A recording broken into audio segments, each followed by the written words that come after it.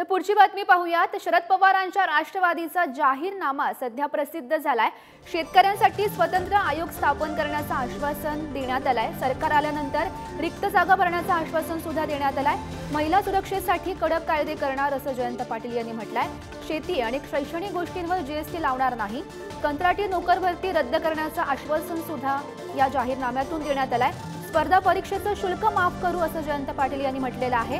जातीनिहाय जनगणना करणार असं सुद्धा त्यांच्याकडून म्हणण्यात आलं आहे। आम्हाला असं दिसतंय की काँग्रेस पक्ष आणि अन्य जे पक्ष ज्याच्याशी आघाडीच्या विरोधात काम करतात त्या पक्षांना सुद्धा याच्या मुद्द्यांच्या संबंधी त्यांनी गांभीर्याने घ्यावं, त्याचा अंमलबजावणीसाठी सरकारने करावं असा आमचा आग्रह आमच्या विविध पक्षांची सुद्धा असेल। आणि त्यामुळे त्यातून एक चर्चेला आणि निर्णय घेण्याच्या प्रक्रियेला एक सुरुवात व्हावी त्या दृष्टीने हा व्यापक अशा प्रकारचा वचननामा केलेला आहे।